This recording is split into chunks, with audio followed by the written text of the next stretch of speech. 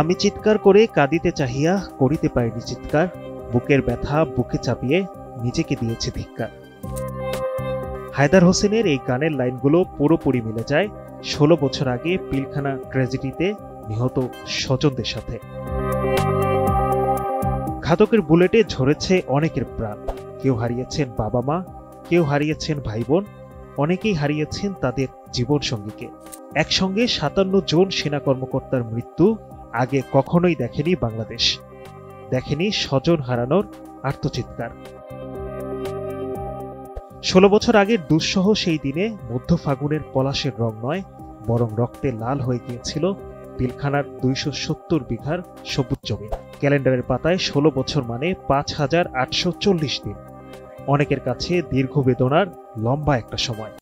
সময় পেরিয়েছে, বছরের পর বছর গেছে, কিন্তু বিচার হয়নি। আসলে কি ঘটেছিল সেদিন? এত বড় নিক্কারজনক ঘটনার ষড়যন্ত্র নিয়ে জানা যায়নি প্রকৃত কারণ। পিলখানা নারকীয় হত্যাযজ্ঞের ঘটনায় দায়ের করা হত্যা মামলায় বিচারিক আদালতের রায়ের পর হাইকোর্টের রায়েও মৃত্যুদণ্ড বহাল আছে ১৩৯ জনের, যাবজ্জীবন ১৮৫ জনের, আর বিভিন্ন মেয়াদে সাজা হয়েছে ২২৮ জনের। হাইকোর্টের রায়ের পর প্রায় ৮ বছরে মামলাটির চূড়ান্ত নিষ্পত্তি হয়নি।